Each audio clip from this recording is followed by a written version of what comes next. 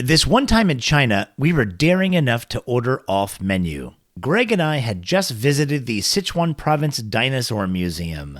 It turns out climbing over some rather cartoonish-looking dinosaur statues and taking ridiculous photos is pretty tiring and hunger-inducing. It's hard work is all I'm saying. We were in the city of Zhejiang, which we lovingly call Zhehunk, as the city's love for the car horn is clear. Look at me! Beep, beep! I'm driving! Beep! When we finally could hear one another clearly enough, we decided to drop into a random eatery for lunch. What was that you said? This may be hard to believe, but we had so inundated ourselves with Sichuan cuisine over the past week that all we wanted was a brief respite and decided to ask our hospitable matron if they wouldn't mind making us some good old-fashioned iron skillet beef. With a quizzical look, she left our table and ducked into the kitchen. Within seconds, out of the kitchen darts our friend with a fistful of yuan and a look of nervous excitement. We continued to banter with fellow guests and drank warm beer. A few minutes later, in runs our dear-winded matron with a bag full of something heavy on one side, a tote of fresh butchery on the other, and a big look of relief. Into the kitchen she ran, followed by the noises of chopping and clinking and clanking. When it stopped, out came a sizzling platter with plumes of aromatic steam and the perfect representation of Chinese hospitality. She could have said no. She should have said no. They had no intention, no plan, and no materials to make iron skillet beef that day. But this story made it all that much more delicious.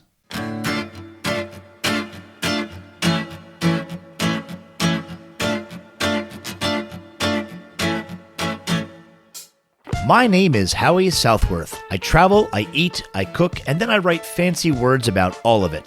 My cookbooks are loaded with wild stories and fabulous bites, and I've shared plenty of my own adventures. But now, I want to hear somebody else's for a change. Sauced in Translation is a timely podcast spanning the globe of food, spinning tales of lavish meals and epic gastronomic failure. Join us for some well-deserved armchair globetrotting. Let's get saucy. My guest today is Kevin Harrington. Kevin is a faculty administration staffer at Harvard University in the Department of Stem Cell and Regenerative Biology, which is hilarious. So Kevin is also a stand-up comic. I kid. He's made a career out of splitting his time between the sciences on one plane and comedy, improv, and voiceover work on the other.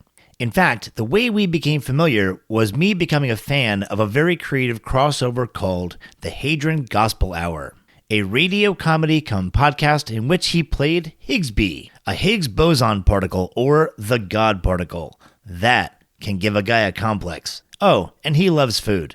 Here's our chat. So, Kevin, we met in 2014 at ITV Fest, the Independent Film and Television Festival in Vermont. In fact, you were the guy who moderated my very first Q&A after the screening of my original Sauced in Translation web series. That's the one in which I cooked American dishes across China based on local ingredients and methods. What a great chat, Kevin. Yes, it was.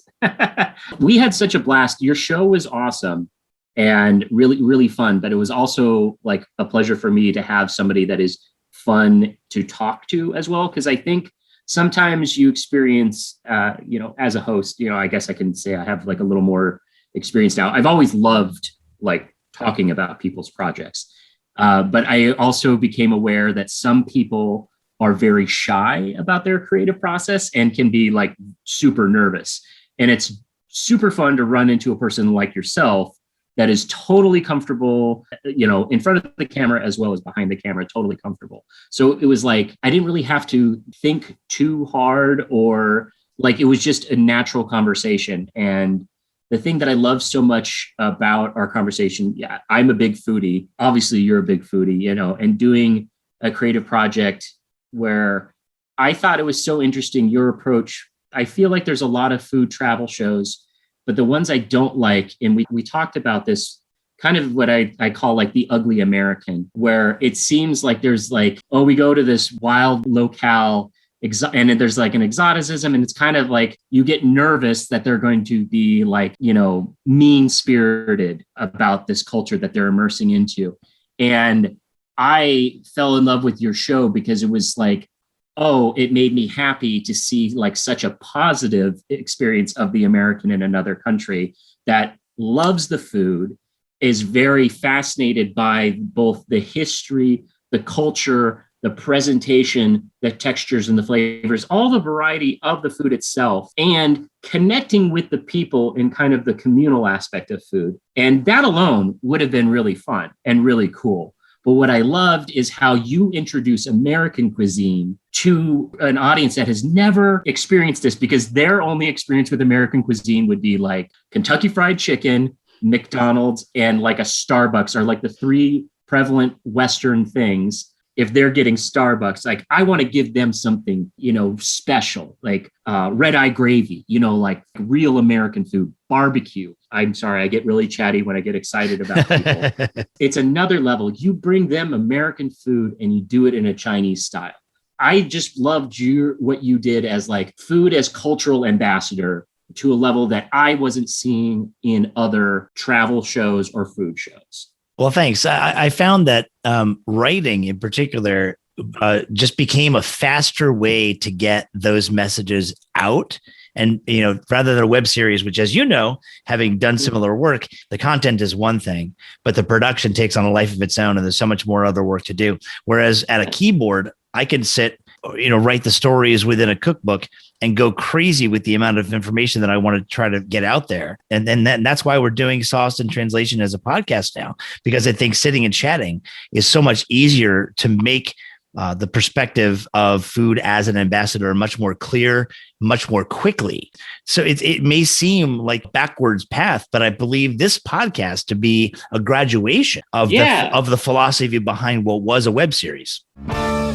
We're in a weird era that has deeply impacted travel and food. Yes. How have the last 12 months impacted the way that you eat? When things are more animated, I'm like commuting everywhere. You become hyper aware of like, wow, my like palate shrinks a little bit or significantly, because it's like in a place like Cambridge or in Boston, when you're in there regularly, you can have everything at your fingertip and you completely look it over. You forget about it. You don't acknowledge it. And unfortunately, and I'm working on fixing it, I gained a lot of weight because I felt like my going out foods became the regular sandwich or pizza place. Like you eat that too much because of the convenience. But the good thing that came out of that is like, I need to correct this habit. I need to start making food more at home.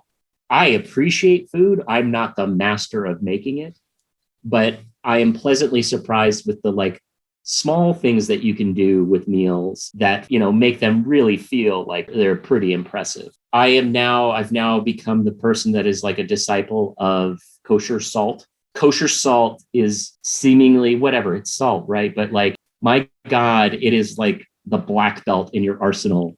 I trying to think kind of economically with my time. Can I do multiple things at once as this like, guy that lives alone in my tiny studio, kind of like multiple things at once? You're the baked potato and the steak and, Brussels sprout type of things. But I found accidentally when I was trying to do stuff to like save me time, what a difference it makes when you can kind of cook these things together. And I was like trying to find ways to just make something playful and tasty that was like easy to do. And it's like, can I cook this into that? And with this, is there a way I can think simply? And I'm so amazed at like how you can get really good quality, good flavorful things, and you don't have to, kill yourself to make it happen. You're highlighting something that I don't often think about. It's exactly the problem. We all take salt for granted.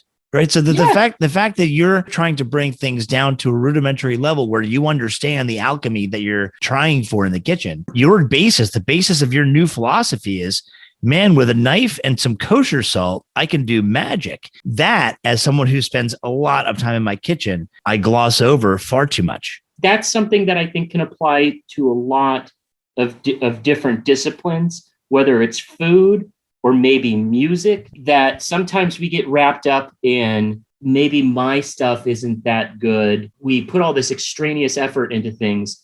But if we don't focus on the basics, I think there's the saying someone was talking about, like in a sushi restaurant, a chef spends a really long time learning just to prepare rice. That is the main catalyst for everything, right? And it can be seemingly bland. When you think about it, you look at it, it's just rice, but it's like, we all know rice can be delicious. I feel like I'm very much a beginner at so many things. And I'm like, okay, well, why give myself a chance? I got into it and I was just really happy, playing around with things. And it's like, sometimes you have that process and it's like, it's that great satisfaction that you made something that one didn't kill you, but was also like tasted pretty good. And you were finding you weren't intimidated by this process.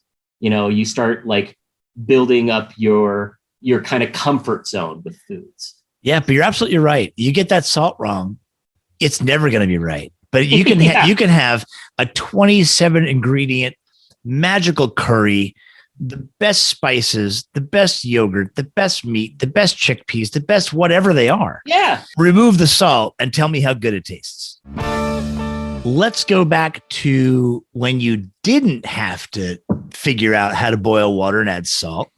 If you can recall your last trip, what did you eat? Oh, well, the last time I went out for dining was this great place in Salem, Bella Verona, a wonderful Italian place. I got this tortellini, green peas, and a white sauce, little slices of ham or kind of bacon cooked into it. I'd had this before, but I was thinking about it that night, that flavor and food, sometimes how it can trigger and recall memories. I realized I like this style of comfort food so much because it reminds me of a place growing up I grew up in St. Louis, Missouri.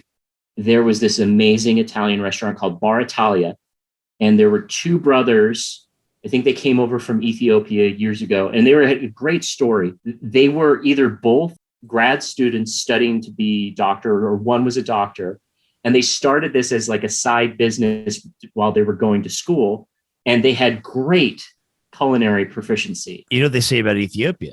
Great Italian food. Well, when you think about it, it does make sense. Ethiopia is modern Carthage. So I asked the question, what was your last great trip and what'd you eat? Your mind goes to this tortellini took my brain and threw it to St. Louis, and all these memories come flooding back. That's a fantastic point of view. It's one of those things where like food here in Salem is triggering a memory of that place. And now when I have that particular meal, when it's like done really well, it just like brings all of those good memories back. So it's almost like that one bite of that tortellini dish, oh my God, sent your mind packing. It was almost like an emotional journey. There have been some tough times during this kind of still period under the pandemic, but I honestly have really appreciated some aspects of it where I feel like I have a deeper appreciation of things like that meal because I probably hadn't gone out and sat down at a restaurant in months. I feel, and I hope it stays with me, a better appreciation of things like that. Like I can't wait till I go to a bar or club to see live music again. It's surreal. So close to exactly a year before all hell broke loose, you and I were those people in Boston in March of 2019. And my God, if you just close your eyes and imagine, we were surrounded by 100 people, shoulder to shoulder, drinking beers, telling jokes, yelling across the room. How uncomfortable does that make us think today? Oh my God. Oh my God. So now that we've talked about being home so much, I want to go back to when we traveled around the globe at all. Do you have a favorite travel food story? Oh my God. Great experience. I guess a lot of my foods come back to either Italian or maybe big fan of Japanese cuisine. But I'm thinking this happened years ago. I might have been like 10. So at the time, I think I was visiting my sister. She was studying abroad and we went to Florence, and I love Italy. We went to this place in Florence, and God, there were two amazing dishes that I had there. There was this tortellini Michelangelo, where it's a great cream sauce tortellini, but I think they use a harder cheese because I remember the sauce being like a little, like a slight hue, like orange color to it, not just the pure white, which just gave the meal like a real nice kind of buttery, amazing dish. But there's a style of meat that they do in Florence, and it's fascinating. They age and cure beef, and you'll go into the grocery store or butcher, and you'll see this giant cut of beef. And I think it ages for a few months. They season it and age it. Beefsteak Fiorentina, and it is a bold, beefy cut of steak. Beefsteak Fiorentina is probably the best meal I've ever had, my favorite meal. But I order this, and I'm tiny. I'm a 10-year-old guy, and it comes over, and it's big. And these old Italians are at a table next to us, drinking, smoking a pipe, having a great time. They've probably eaten it since they were kids. And they're looking over at me, and I'm like sweating, but I'm determined I'm going to eat that goddamn steak because, one, it's amazing. But also there's like a sense of pride when you're small or a young kid that someone's like, oh, you should eat smaller. You're not, not big enough. And it's like, I'll show you. And I am like sweating. I'm not a fat kid then. Like now people would be like, oh, what's the surprise? He can do this. But this is where it becomes fun. I am just like pushing through to eat this. And I'm determined I am not losing to this steak. And these gentlemen see me, and they know I'm not losing to this steak. And they get excited because they're like, the American kid loves this traditional thing. So it's clearly a point of pride for the Florentines. They're like, hell yeah, we're happy. Isn't that good? They're like, I know, and that's the best. Isn't it the best? You right on. But they're smiling and they're rocking back. And I didn't realize this at the time, but they shouted and they started chanting, Fortas, Fortas. And they're excited. They're chanting strength, strength. So these guys are rooting me on. And my dad, it's like I could sense my dad's sense of pride. My mom is laughing because she knows what they're saying. And she tells my dad is getting a kick out of this. I'm just like, whatever, sure. I'm going to beat this. And but I finish it. I can just feel like a gladiator. Like I had not only the best meal, I beat it. Fortas, I can feel it inside me because it's like you want to honor that meal. That meal is so good. You don't want that to be waste. It's like the hunter. You appreciate the animal, use every part. And it's like one of the best meals and funniest and best meal experiences I've ever had. Oh my God, what a thrilling event. It was so fun. For a kid. You're like, wow, oh my God. These old guys are yelling, they're cheering me on. Yeah. I got this big steak. You're like a young man at this point. Yeah. They're like one of us, Fortas. Yeah, and you had no idea how close you came to be invited to go play bocce out back after the meal. Oh my God. Bistecca Fiorentina, I admire those who enjoy it. Mm-hmm. I will say, if I have a steak, it's as rare as they like to serve it. I will say that openly, steak is not my favorite format. When I was in Florence, sometime in the aught years, I ordered it with Jessica, my wife, because you have to. I mean, it is a rite of passage. And she loves steak. I don't love steak, but I was like, this is a cultural moment. We're going to do it. It is, I will agree, perfectly cooked, perfectly salted, perfectly aged. As a specimen of meat goes, it is bigger than a 10-year-old. Yeah, it is. and it cuts like butter. Now, I took a bite. I enjoyed the bite. I acknowledged the quality of the experience, and I sat back with a nice warm bowl of ribollita soup. And you brought me there, man. You brought me back to Florence. You brought me in front of those old guys. I could hear them cheering you on. What is your worst travel food story? Now, I hope he doesn't get mad. My dad is a great cook. And I say this because my dad is actually a wonderful chef. Like he has cooked some of the best ribs I've ever had. Same with my mom. They do like two different styles. And he made something that I think if you like the components, you would actually like. But my mom was traveling. So it was like dad making dinner week when I was younger. And it's not the like token dad broke everything. He's making something that he loved. And I think mechanically was very well made. But just one of the pieces was, and I think it's just like me and this piece did not get along, but he was making cheeseburgers, but he used a very hard, very sharp blue cheese that he's cooking, and blue cheese can be great. Like I love it in a sauce, but it is a type where maybe I might just have like some sort of molecular reaction to it. But the way this cooked was so sharp and so pungent, it was like hurting me. And something just drop kicked a part of my tongue in the not good way. And my tongue and my stomach and everything is just kind of like, ugh.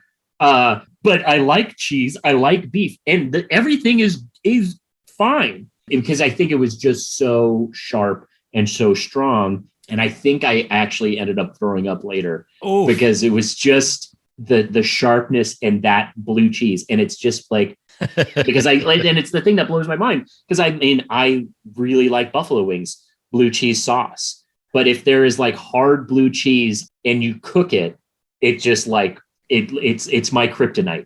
Oh my God. That story is fantastic on so many levels. I'm going to start with the first level. The first level is foods that end up to be your kryptonite. Nearly 100% of the time, the first time you have it, it's completely expectation. The expectations were not set properly. The bar was not drawn properly. You had no idea what you were entering. It was black behind that door, and you opened and you could not see. You were told to take a bite, and it went boom. It hit you in the back of the head because you had no clue what was coming. Okay. I'm just so like put cheeseburgers. How could they steer you wrong? Exactly right. So put yourself in that mind frame. You don't know what's coming. And when you don't know what's coming and you get slammed with blue cheese that's been cooked, if someone says, here, you got to try this cookie, and it happens to be dark chocolate, which you're not used to because you're used to semi-sweet, you're like, oh, okay. Now take that same cookie, but instead of chocolate chips, use gorgonzola. Yeah. It's the same net effect. Now, the other funny aspect of this story is I say, Kevin, what's your worst travel food story? The first thing that comes to mind is when your mom's traveling. Yeah. Yeah. Your mom's traveling. This in your mind is a food travel story because of the fact that your dad was cooking, because your mom was traveling. And if your mom was home, she might have said, honey, don't do that with the blue cheese. I might have made it another 10, 20 years before I encountered that. And that took an entire food genre out of your life. Do you understand the impact of that burger? Oh my God. Kevin, we've reached the time of the show where I'm going to make you fill in 5 fill in the blanks. Sure. Are you ready? Yes, I am. My last meal will be blank. I think I may have to come full circle and maybe be beefsteak of Fiorentina, because I would love to have that again in Florence. I think that, and though I'm generally not a big fan of wine, that is a meal that's very rich and dense.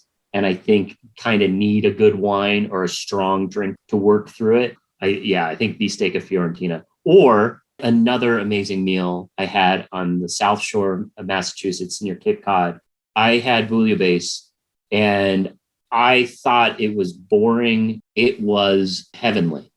And I think they must have had a chef that grew up in France. So it was just every component for that. It was with my sister, my brother-in-law, and their kids, and they were visiting one time, and we just kind of stopped by this place, and it just knocked our socks off. I wish I could remember the name of the restaurant. They had an amazing, their bouillabaisse stew was phenomenal. And that's last meal material, huh?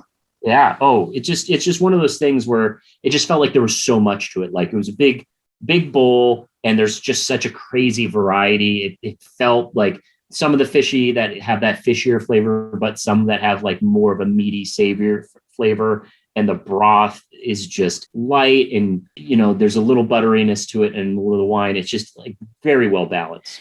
See, I will say, as a request for a last meal, that's a bit of a dicey choice because, as you said in the very beginning, you generally don't like bouillabaisse, but this one was out of this world. Now, who's to say you're going to get that one?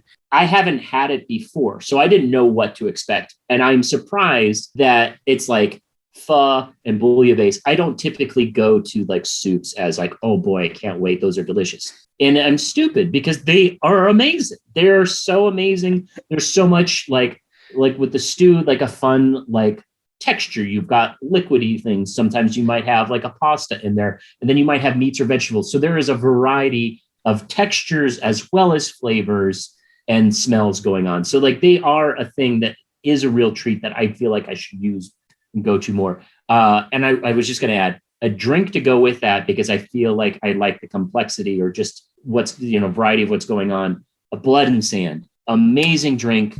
And it really blew my mind when I had one the first time. And I was like, oh, I can see the alchemy. You've got whiskey, very strong, very stiff. And then there is a cherry brandy that's like sickly sweet that I couldn't stand if I ever had a glass of that. You mix those together, they are polar opposites.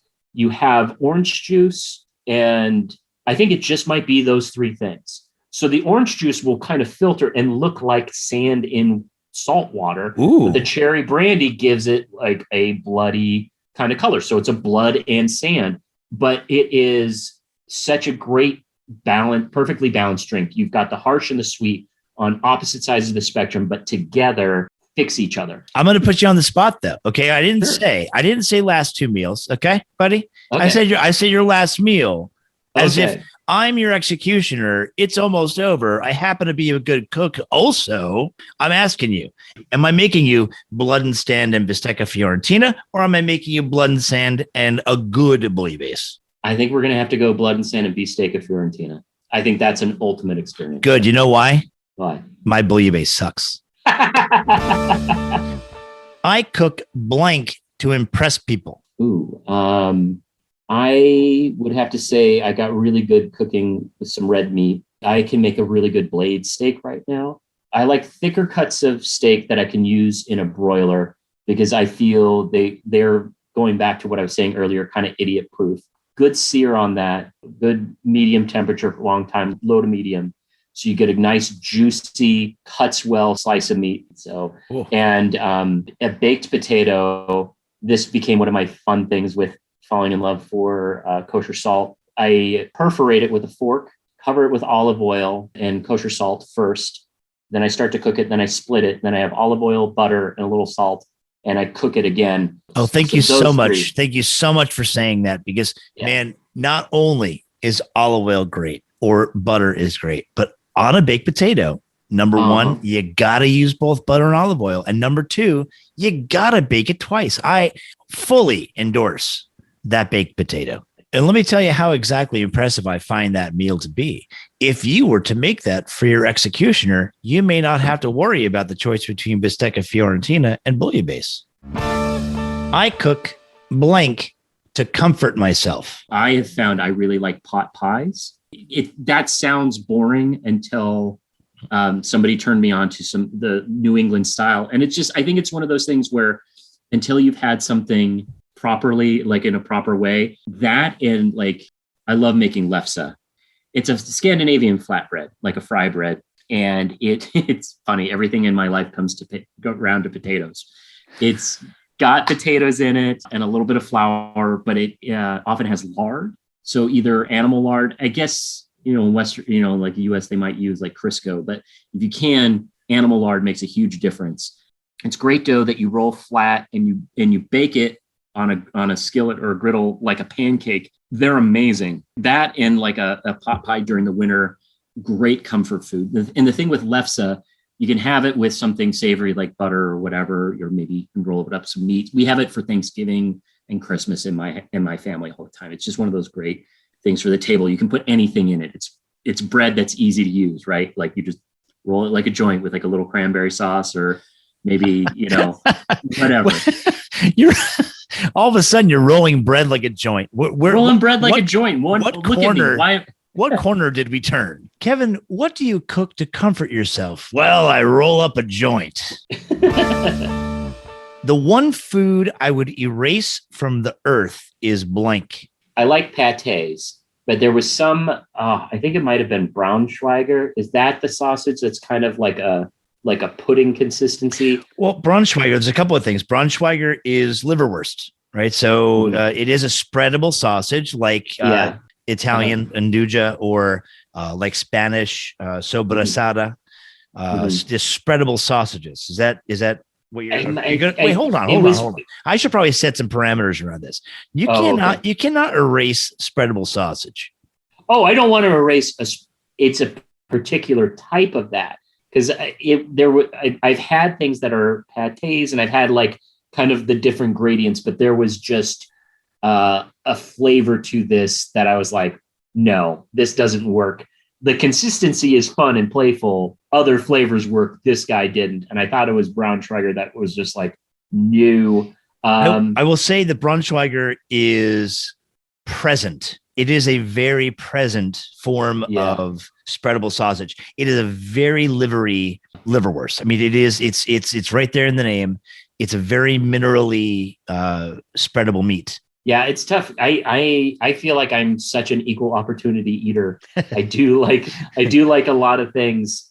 But there's the funk factor, but there's also conceptual. I was talking to a friend and he would have erased blood pudding. And I get it because he said it wasn't a flavor thing because he loves, I know I've eaten with this guy a million times. Mm-hmm. He loves minerally.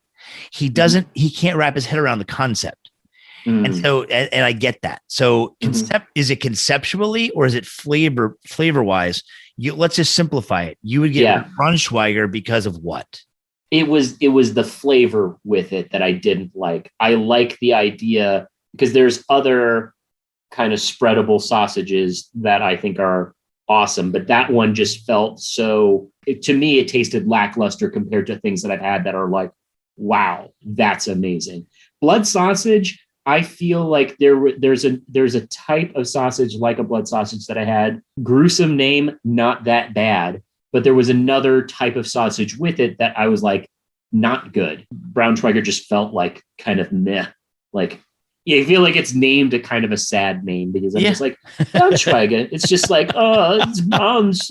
I don't speak German, but I'm just like, if you said it, I'd be like, I kind of know what I'm getting into with this. And then I try it and I'm like, yeah, that tastes like it sounds like it's sadness. It sounds like it's of sadness. It sounds like it's gonna taste like a Schweiger. Ugh. Yeah, it's like it's so like he's mourning like a butcher. His girlfriend used to bring the most flavorful vegetables and spices, and she's gone. So it's like now I just have this sad meat that's spreadable. And it's just missing. It's missing what Helga would bring. Helga brought the best, the paprika, and but the paprika is gone from my life.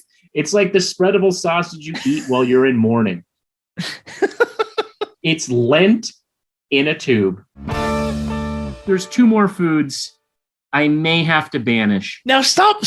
I asked you what one food you'd erase. Now you have like an encyclopedia. Okay. Well, I realize that there are things that might be food crimes. No, There's more. One that I think is a food crime. Okay, I'll just say one. One more. I think you should try it so you can understand the joke of why it's so bad. And that is lutefisk. Lutefisk it's a crime against food. I'm convinced it was made accidentally or as punishment. Because for the uninformed, it is, I believe, pickled herring, brined, boiled in lye, which is caustic, which can kill you and is poison, but it's wrapped. And when you get the fish out after this elaborate process, it's like jellied. It looks like some sort of H.R. Geiger. Like it starts as a fish and then it's like, no, that ain't no fish. That's like a fish that the holodeck tried, but the robot was drunk. And it's like, sorry, all I had was, I had a vision of a fish and then I watched a scary movie and sorry, it's been a tough day here. Enjoy. It's gelatinous. The bones, I believe, become gelatinous. So you could eat those too. It's terrifying. And you have it and you're like, that's not good. Why are we doing that to ourselves? And you just see a lot of sad Viking types, in the Midwest or, up there, just like, oh, yeah, this is our food. We have to eat this as punishment for, the Dark Ages. Sorry, this is our penance to eat this culturally. Every other country got the good foods. We were punished. Or maybe we ate this and then we saw that they had spaghetti in Italy and they had all these great foods. And they're like, we're going to conquer, we're going to go loot Paris. I am going to be in so much trouble with so many cultures. Okay. The last, but certainly not least, fill in the blank is blank is for dinner tonight? I think everybody already knows what the answer is going to be. Steak and baked potatoes. Steak and baked potatoes. Yeah. I feel like I'm kind of a basic. I'm that Irish boy that loves his steak and potatoes, but you can't go wrong with something that's kept your people alive for 1,000 years. So I'm good with that, man. So, Kevin, this has been phenomenal. I really appreciate your time. I know that the faculty at Harvard keep you running around busy. Maybe not on campus these days, but certainly on a daily basis. So I really appreciate it, and it's always fun to catch up with you. That. This was great. I really thank you so much for having me on. This is really great. I can't wait to hear more of these as they come out. Neither can I. To all of you wonderful, intelligent listeners out there, remember to subscribe to this show, follow me on Instagram, and find our books with your favorite seller. Those are One Pan to Rule Them All, Kiss My Casserole, How to Cook Anything in Your Dutch Oven, Chinese Street Food, and the forthcoming Off the Top of My Head, Recipes, Rants, and Ravings of an American Cook Obsessing in Barcelona. Until next time, stay saucy and eat well.